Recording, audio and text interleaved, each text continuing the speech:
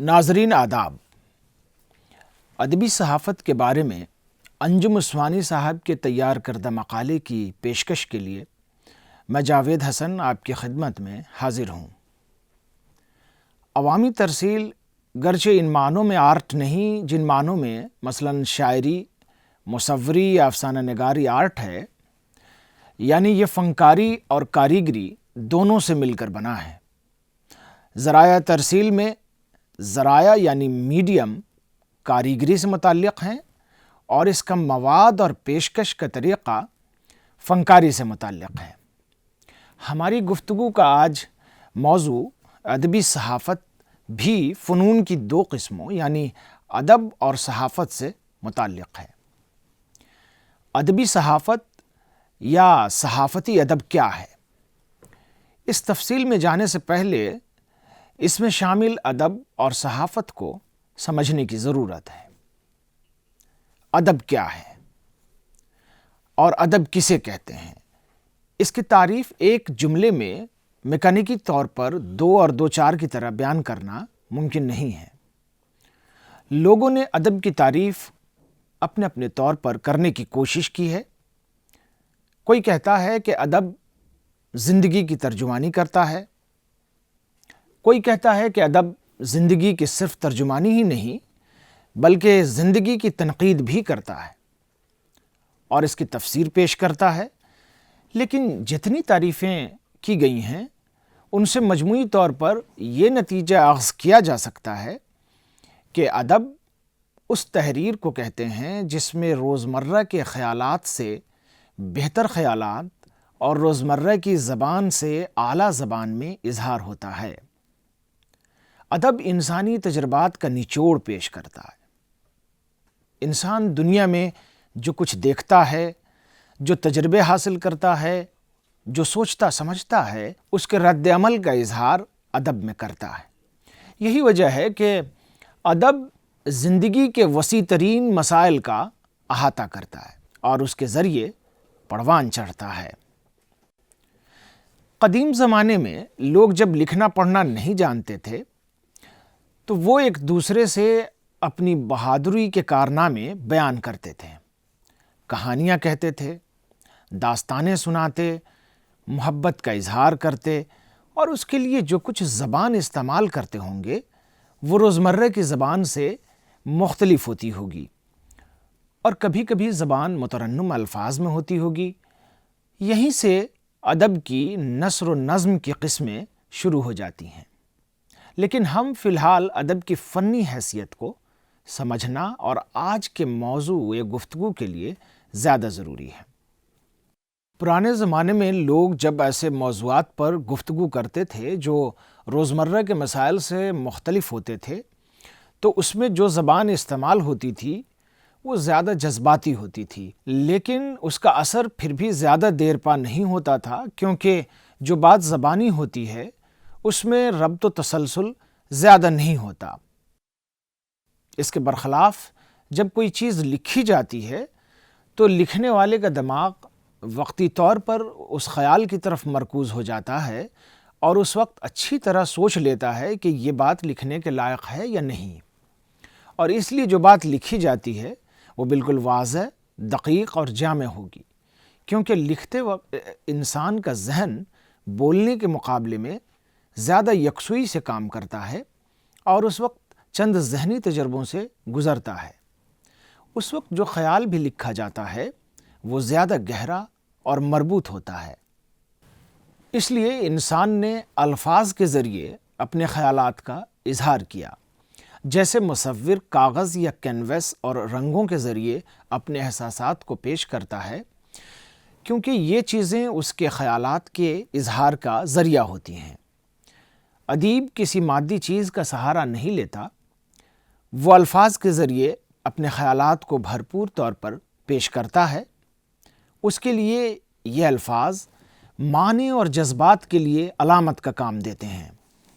جس طرح مصور کو برش اور رنگوں کی جانکاری ضروری ہے، اسی طرح ادیب کو زبان پر قدرت ضروری ہے۔ کوئی شخص ایسی زبان کا ادیب نہیں ہو سکتا جس زبان کے نشیب و فراز اور باریکیوں سے واقف نہ ہو اور اس زبان کے الفاظ سے اس کا متحرک رشتہ نہ ہو۔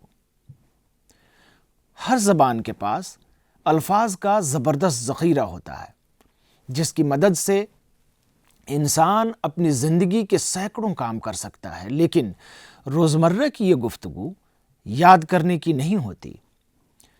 اخبار میں جو کچھ چھپتا ہے اس میں سے بیشتر ایک دن پڑھ کر ضائع ہو جاتا ہے، کیونکہ اس کی قدر و قیمت ہنگامی ہوتی ہے۔ گویا ہر لکھی اور چھپی ہوئی چیز ادب نہیں ہوتی، لیکن بعض تحریریں ایسی ہوتی ہیں جنہیں انسان سینے سے لگائے رکھتا ہے۔ جب سے تحریر ایجاد ہوئی، انسان نے اچھی اور کارآمد باتوں کو محفوظ رکھنا سیکھ لیا ہے۔ زمانہ قدیم میں اچھی اور کارآمد باتیں چٹانوں یا پتھروں پر لکھی جاتی تھیں، لیکن کاغذ کی ایجاد نے لوگوں کو اس تکلیف سے بچا لیا اور ادبی تخلیقات کو بڑھاوا ملا۔ ادب نے بہت سے انسانی رشتوں کو قائم رکھا ہے۔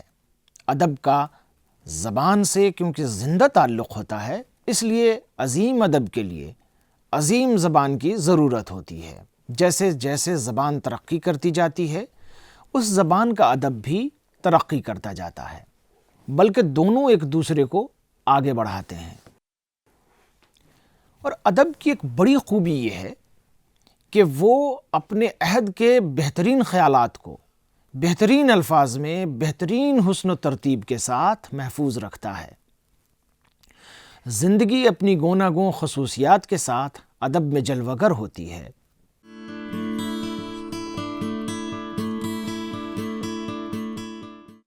انسان کی زندگی میں بڑا تنوع ہے۔ یہ انسان کو مجبور کرتا ہے کہ وہ اس میں دلچسپی لے اور ادبی طور پر اس کا اظہار کرے۔ ادیب کی قوت تخیل عام آدمی سے زیادہ ہوتی ہے۔ وہ تجربہ جو عام آدمی کے لیے معمولی بات ہے، ادیب کے لیے ایسا قطرہ ہے جس میں دریا نظر آتا ہے۔ ان تجربات کے ساتھ وہ اپنے احساسات و جذبات کی بھی آمیزش کر لیتا ہے۔ اگر یہ کہا جائے تو بے جا نہ ہوگا کہ ادب میں ہمیں ذہین ترین دماغوں کی خوش بیانی اور فصاحت نظر آتی ہے جو مختلف ذرائع سے ہم تک پہنچتی ہے۔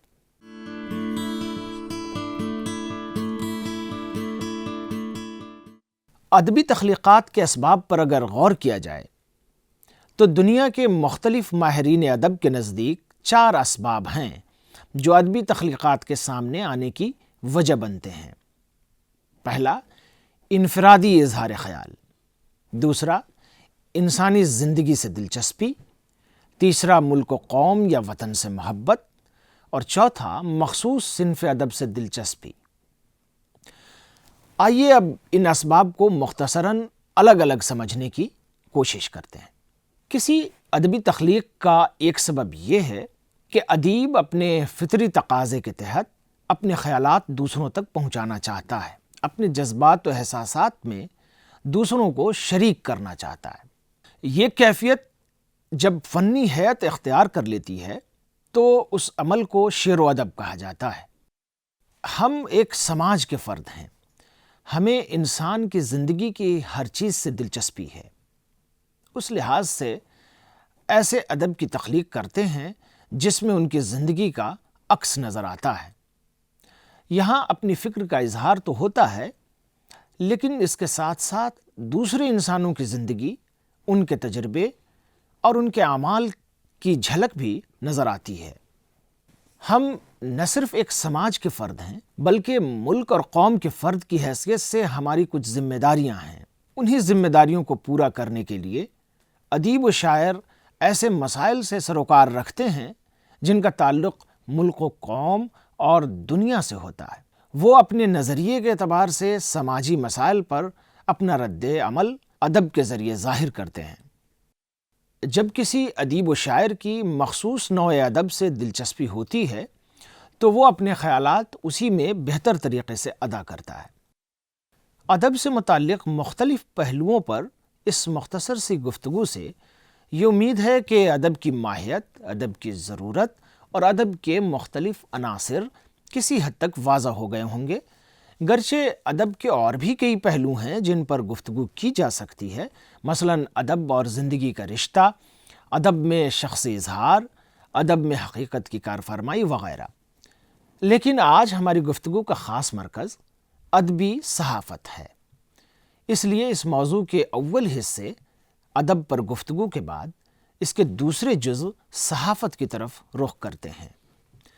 صحافت بھی ادب کی طرح ایک ایسا ذہنی، سماجی اور انفرادی عمل ہے جس کے ڈانڈے انسانی جذبے، سوچ اور فکر سے جا ملتے ہیں، لیکن صحافت اپنے آپ میں ایک طریقہ اظہار کے طور پر جگہ بنا چکی ہے، یعنی صحافت ادب کی محتاج نہیں ہے، گرچہ اس میں ادبی عناصر بھی کار فرما ہوتے ہیں۔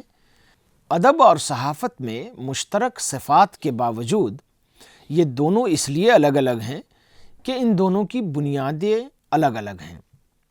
ادب کے سلسلے میں جیسا کہ بتایا گیا کہ ادب کی بنیاد جذبے، احساس اور تخیل پر ہے، اس میں ٹھوس حقیقتیں بھی اتنی ٹھوس نہیں ہوتیں جتنی وہ اصل میں ہوتی ہیں، جبکہ صحافت کی بنیاد ٹھوس حقیقتیں اور واقعات ہیں۔ صحافت کی بنیاد خبر ہے، یعنی جو ہو گیا اس کی اطلاع۔ صحافت کے زیادہ تر پہلو خبر اور خبر کے متعلقات سے ہی منسلک ہوتے ہیں۔ صحافت اپنے اصطلاحی معنوں میں اطلاعات کی فراہمی، رائے عامہ کی تربیت و تشکیل سے متعلق امور کا نام ہے، جس کی نشر و اشاعت کے لیے تحریر، آواز، تصویر یا کسی بھی میڈیم کا سہارا لیا جاتا ہے۔ تحریر کے ذریعے صحافت کی موجودہ دور میں بہت سی شکلیں ہیں۔ ان میں روزانہ اخبارات، ہفت روزہ، 15 روزہ اور 6 روزہ اخبارات کے علاوہ بہت سے قسم کے رسائل بھی شامل ہیں۔ اخبارات کا زیادہ تر تعلق اور بنیادی سروکار کیونکہ اطلاعات سے ہے، اس لیے ان میں وہ دیرپا اثرات کے امکانات نہیں ہوتے جو ادب کا خاصہ ہیں۔ اس لحاظ سے رسائل کی صحافت اخبارات کے مقابلے میں ادب سے زیادہ قریب ہے۔ رسائل چونکہ زیادہ تر علمی اور ادبی ہوتے ہیں، اس لیے ان میں بڑی وسعت ہوتی ہے، اور یہی وسعت صحافت کی اقسام بندی کی وجہ ہے۔ رسائل عام طور پر علمی و تعلیمی، سائنسی، قانونی، اقتصادی، معالجاتی، فلمی، کھیلوں سے متعلق، بچوں اور خواتین سے متعلق اور ادبی ہوتے ہیں۔ رسائل کی مختلف اقسام میں سے ادبی رسائل پر اس وقت توجہ مرکوز کرنا اس لیے مفید ہوگا کیونکہ آج کا موضوع ادبی صحافت ہے۔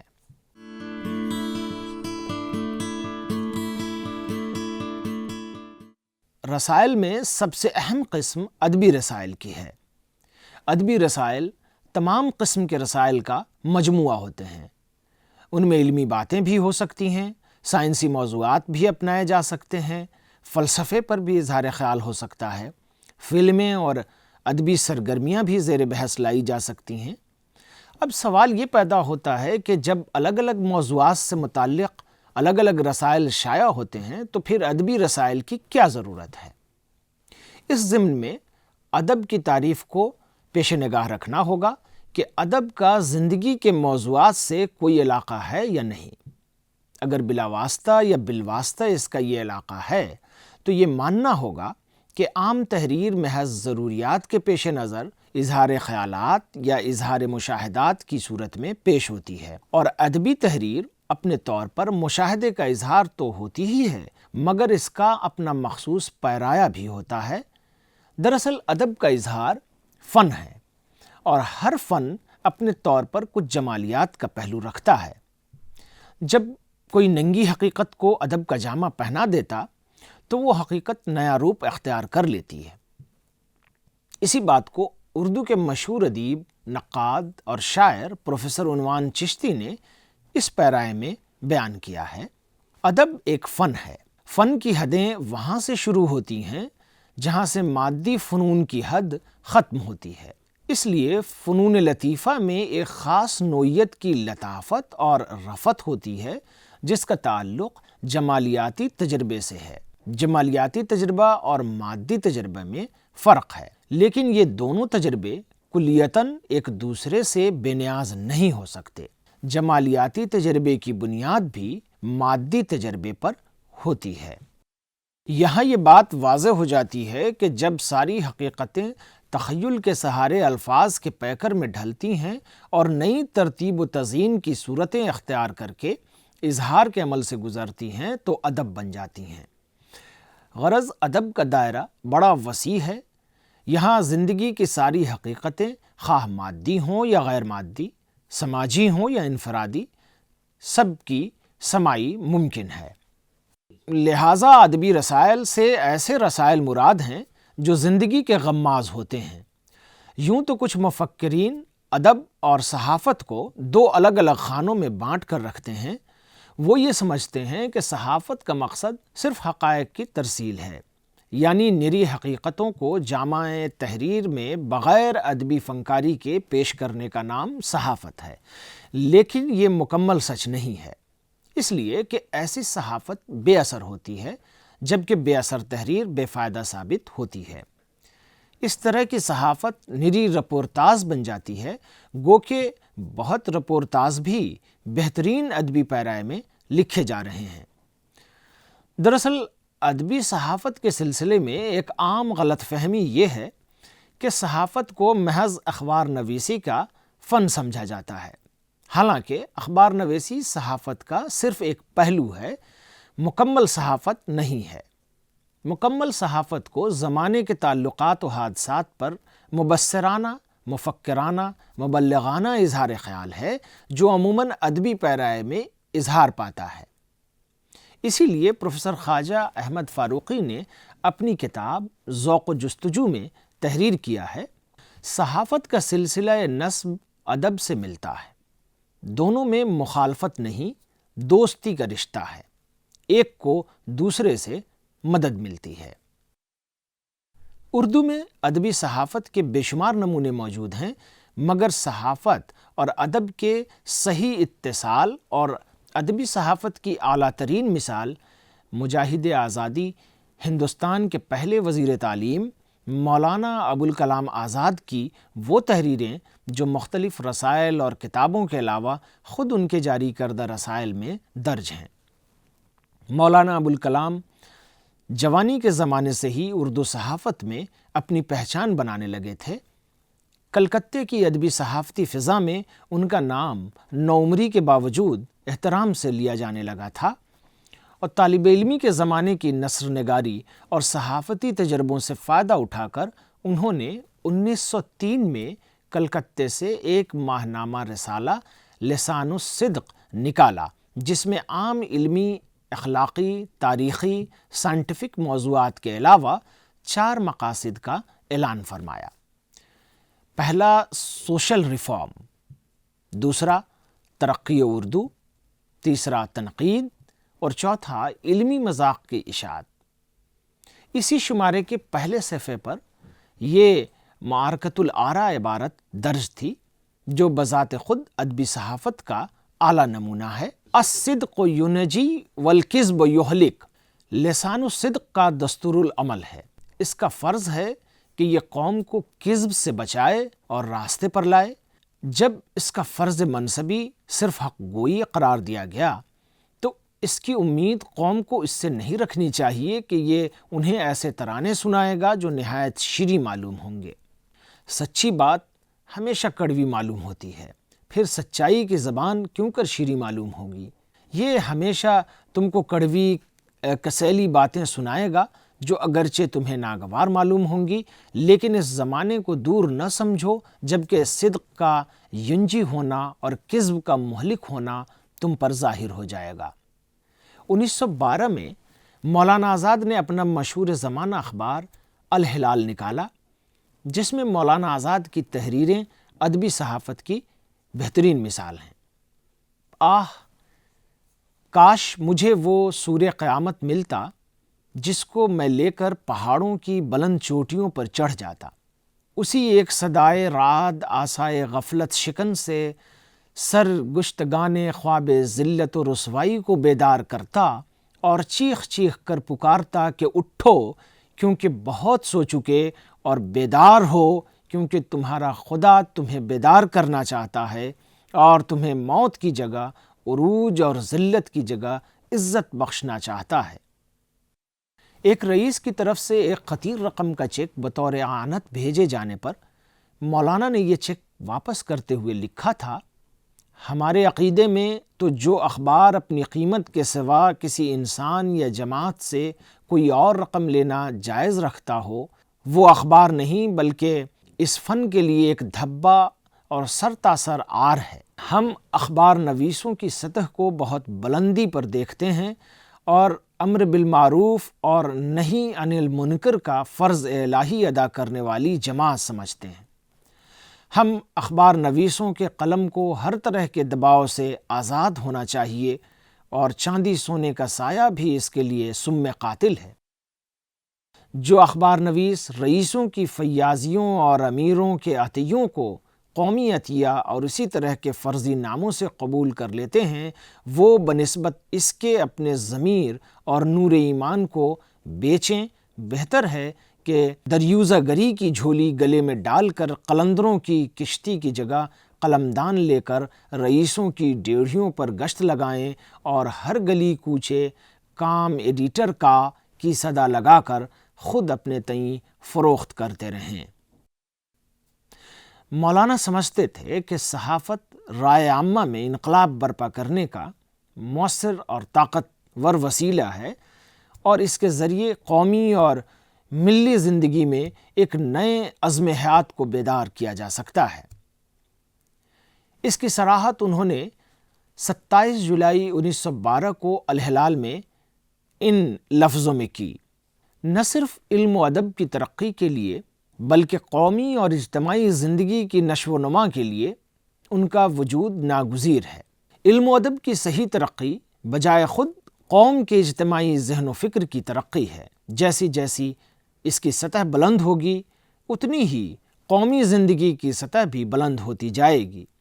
جہاں تک پریس اور صحافت کا تعلق ہے، دنیا اس قدر آگے نکل چکی ہے کہ اب سے 10 برس پیشتر کی صحافت صدیوں کی پرانی چیز معلوم ہوتی ہے۔ قومی زندگی کی تعمیر کے لیے ایک بنیاد کی اینٹ زبان ہے۔ زبان کی ترقی کے لیے پہلی چیز اس کی ادبیات ہیں۔ ادبیات کی نشو و نما اعلیٰ درجے کے رسائل و مطبوعات کے بغیر ممکن نہیں۔ مولانا آزاد کی اس تحریر سے صاف ظاہر ہے کہ وہ ادبی صحافت کو قوم، ملت، ملک اور زبان و ثقافت کے لیے ناگزیر سمجھتے تھے۔ اسی لیے انہوں نے اس خیال کو نہ صرف اپنی تحریروں کے ذریعے عام کیا بلکہ عملی طور پر بھی صحافتی ادب اور صحافتی اقدار کے اعلیٰ نمونے پیش کیے۔ 1 جولائی 1912 کے الہلال کی یہ عبارت ملاحظہ فرمائیں، پس سفر سے پہلے زاد راہ کی فکر کر لو اور طوفان سے پہلے کشتی بنا لو، کیونکہ سفر نزدیک ہے اور طوفان کے آثار ظاہر ہو گئے ہیں۔ جن کے پاس زاد راہ نہ ہوگا وہ بھوکے مریں گے، اور جن کے پاس کشت نہ ہوگی وہ سیلاب میں غرق ہو جائیں گے۔ جب تم دیکھتے ہو کہ مطلع غبار آلود ہے اور دن کی روشنی بدلیوں میں چھپ گئی تو تم سمجھتے ہو کہ برق و باراں کا وقت آ گیا۔ پھر تمہیں کیا ہو گیا ہے کہ دنیائے امن و سلامتی کا مطلع غبار آلود ہو رہا ہے، دین الہی کی روشنی ظلمت کفر طغیان میں چھپ رہی ہے، مگر تم یقین نہیں کرتے کہ موسم بدلنے والا ہے اور تیار نہیں ہوتے کہ انسانی بادشاہوں سے کٹ کر خدا کے سخت جلال کی منادی پھر بلند ہو اور اس کی زمین صرف اسی کے لیے ہو جائے۔ حقیقت یہ ہے کہ مولانا آزاد نے اپنی ادبی صحافت کے ذریعے جو پیغام دیا ہے وہ آج ہر لحاظ سے کشش رکھتا ہے، اور اس پیغام کو آج بھی عام کرنے کی ضرورت ہے۔ مولانا آزاد کے تحریروں کے نمونے آپ کے سامنے اس لیے بھی پیش کرنا ضروری تھے کہ یہ نہ صرف اپنے پیغام اور مقصد کے اعتبار سے معنی خیز ہیں، بلکہ ہماری آج کی گفتگو کے موضوع ادبی صحافت کے بھی مثالی نمونے ہیں۔ گفتگو کے آغاز میں عرض کیا گیا تھا کہ ادبی صحافت ترسیل کی دو تحریری قسموں ادب اور صحافت سے مل کر ظہور میں آئی ہے۔ گویا اس میں ادب کی اعلیٰ خصوصیات اور صحافت کی ضروریات دونوں موجود ہوتے ہیں۔ اس ضمن میں ایک اہم بات اور خاص نکتہ یہ کہ ادبی صحافت کی خصوصیات و مقدار کا تناسب کتنا ہو، اس کا کوئی عملی ٹھوس فارمولہ طے نہیں کیا جا سکتا۔ یہ فرد کے اپنے مزاج اور حسن ذوق پر منحصر ہے کہ وہ تحریر کی دونوں قسموں کی اعلیٰ قدروں کو کس طرح یکجا کر کے اپنی ادبی صحافت کو مؤثر بناتا ہے۔ ادبی صحافت بعض پہلوؤں سے ادب اور صحافت دونوں کا مشکل ترین کام ہے، اس لیے کہ اس میں صحافت والی اجتماعیت اور ادب والی انفرادیت دونوں درکار ہوتی ہیں۔ اگر لکھنے والا ادب اور صحافت دونوں سے پوری طرح واقف اور دونوں طریقوں پر اظہار کی قدرت نہ رکھتا ہو تو اچھا خاصا صحافی صحافتی خصوصیات سے اور اچھا خاصا ادیب ادبی تأثر سے ہاتھ دھو بیٹھتا ہے۔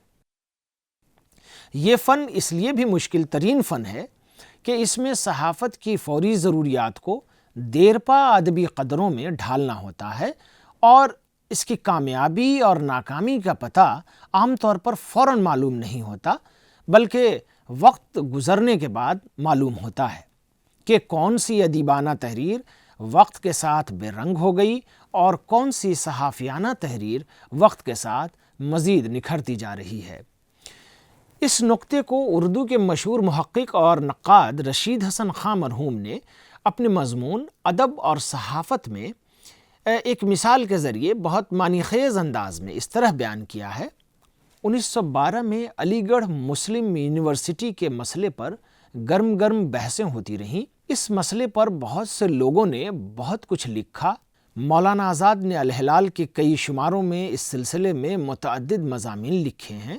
مضامین 1912 سے 1913 تک مختلف شماروں میں نشہ شام کی نصف شب کے عنوان سے شائع ہوئے۔ عرصہ ہو گیا ان کو شائع ہوئے۔